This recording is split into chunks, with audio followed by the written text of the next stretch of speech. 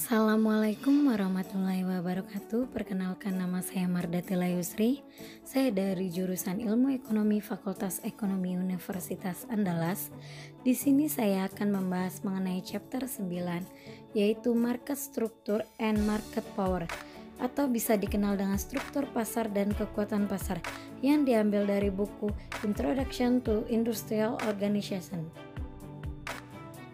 Struktur pasar dan kekuatan pasar terdiri dari 3, yaitu konsentrasi dan kekuatan pasar teori, struktur pasar dan kekuatan pasar, dan yang ketiga perilaku dan kekuatan pasar estimasi empiris. Kemungkinan yang menggiurkan adalah bahwa struktur pasar yang lebih dekat adalah dengan konsentrasi minimum masing-masing, konsentrasi maksimum. Kinerja yang lebih dekat adalah untuk persaingan yang sempurna, masing-masing monopoli. Dengan kata lain, konsentrasi pasar yang lebih besar adalah semakin besar tingkat kekuatan pasar. 9.1 Konsentrasi dan kekuatan pasar teori. Apa yang terjadi ketika ada lebih dari 2 perusahaan? Salah satu cara untuk mengatasi kasus oligopoli umum adalah untuk mengulangi analisis grafis bab 7, tetapi untuk mempertimbangkan lebih dari 2 perusahaan. Pertama, ingat bahwa laba perusahaan 1 diberikan oleh P1 sama dengan P dikali Q dikali Q1 dikurang C dikali Q1, di mana Q adalah output total. Ini menyiratkan bahwa dari perspektif firm 1, yang penting adalah total output yang dihasilkan oleh perusahaan lain independen dari beberapa banyak perusahaan lain yang ada, atau apa tingkat output masing-masing. Adapun gambar 9.1, kita menggambarkan kurva reaksi frame 1, Q1 dalam kurung Q-1. Kami juga menggambarkan garis mulai dari asal dan dengan kemiringan 1/n-1, artinya garis Q1 sama dengan Q-1/n-1. Keseimbangan harus menjadi titik sedemikian rupa sehingga 1. Perusahaan 1 memilih output optimal mengingat apa yang dipilih saingan. 2. Dengan simetris, perusahaan lain memilih output yang sama dengan perusahaan 1, yaitu QI sama dengan Q1 untuk semua I. Jika perusahaan memilih tingkat output yang sama dengan perusahaan 1, itu harus Q-1 sama dengan N-1 dikali Q1. Karena ada N-1 perusahaan selain perusahaan 1, dengan demikian keseimbangan ditentukan oleh persimpangan kurva reaksi dan kurva Q1 sama dengan Q-1/n-1. Dan gambar 9.1 menggambarkan nilai keseimbangan Qn untuk berbagai nilai N. Jumlah perusahaan N sama dengan 2, 3, 4. Seperti yang dapat dilihat, output keseimbangan per perusahaan menurun seiring meningkatnya jumlah perusahaan. Bahkan karena N menjadi sangat besar, kemiringan garis Q1 sama dengan Q-1/n-1 menjadi sangat kecil, dan nilai Qn menjadi sangat kecil juga. ISO garis output lebih jauh dari asal sesuai dengan nilai output yang lebih tinggi. Gambar 9.2 menggambarkan garis ISO output melintas keseimbangan yang berbeda yang diturunkan pada gambar 9.1. Ada juga garis ISO output melalui poin 0, Qm dan Qc, 0.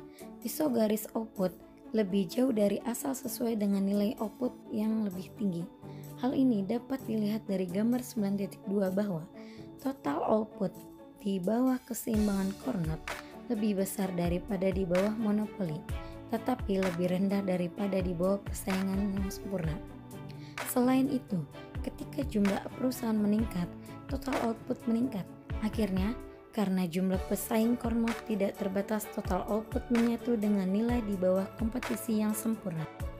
Dengan mengukur kekuatan pasar dan konsentrasi pasar, ketika perusahaan memiliki fungsi biaya yang berbeda, output dan biaya marginal mereka dalam equilibrium setara berbeda. Asimetris ini menirukan langkah-langkah yang lebih umum dari kekuatan pasar dan konsentrasi pasar daripada yang dipertimbangkan.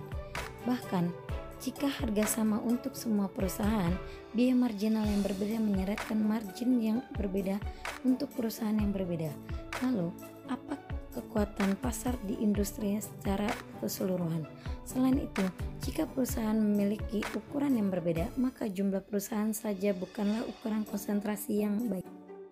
Yang kedua, 9.2, konsentrasi dan kekuatan pasar. Estimasi empiris. Industri ini ditandai dengan strukturnya. Misalnya, bagaimana konsentrat itu? Perilaku, yaitu perilaku perusahaan dan kinerja, kekuatan pasar, efisiensi alokasi, dan sebagainya. Selain itu, Pragma SCP menunjukkan bahwa ada hubungan sebab akibat antara struktur perilaku dan kinerja. Struktur mempengaruhi perilaku, struktur dan perilaku mempengaruhi kinerja. 1. Beberapa alasan mengapa struktur dapat mempengaruhi perilaku diusulkan dalam bab-bab Pravios. Misalnya, kami berpendapat bahwa polusi lebih mudah di antara sejumlah kecil perusahaan. Yang kedua, hubungan antara perilaku dan kinerja harus jelas. Semakin bersaing perusahaan, semakin rendah tingkat kekuatan pasar dan efisiensi alokasi yang lebih besar. Bandingkan misalnya, solusi veteran untuk pengaturan harga yang kolusif. Yang ketiga, argumen bahwa struktur mempengaruhi kinerja dikembangkan di bagian sebelumnya.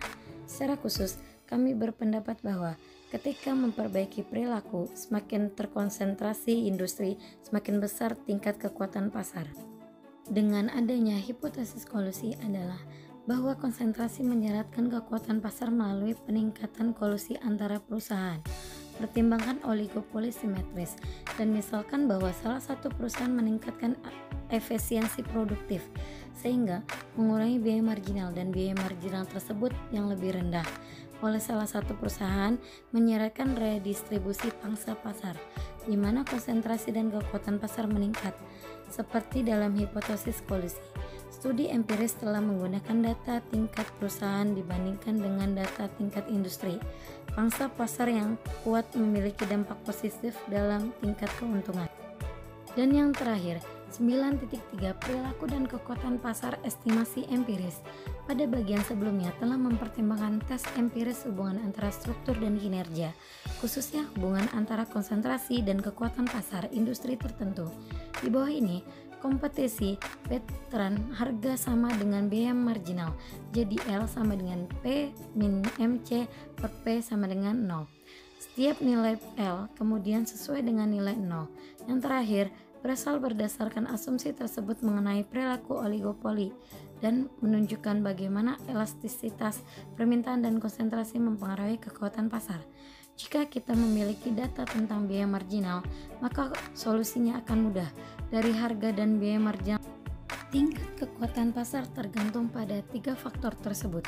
Yang pertama, elastisitas permintaan, yang kedua konsentrasi pasar, dan yang ketiga perilaku kolusif. Kesimpulan. Pada kesimpulan ini, ketika perusahaan memiliki fungsi biaya yang berbeda, output dan biaya marginal mereka dalam equilibrium secara berbeda. Jika harga sama untuk semua perusahaan, maka biaya marginal yang berbeda menyeratkan margin yang berbeda untuk perusahaan yang berbeda, di mana perusahaan diperintahkan oleh pangsa pasar.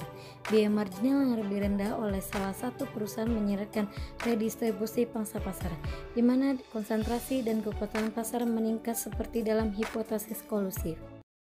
Baiklah, hanya itu yang dapat saya sampaikan dalam pembahasan kali ini. Mohon maaf apabila terjadi kesalahan dalam penyampaian materi. Saya akhiri dengan wassalamualaikum warahmatullahi wabarakatuh. Jangan lupa di like, comment, and subscribe. Terima kasih.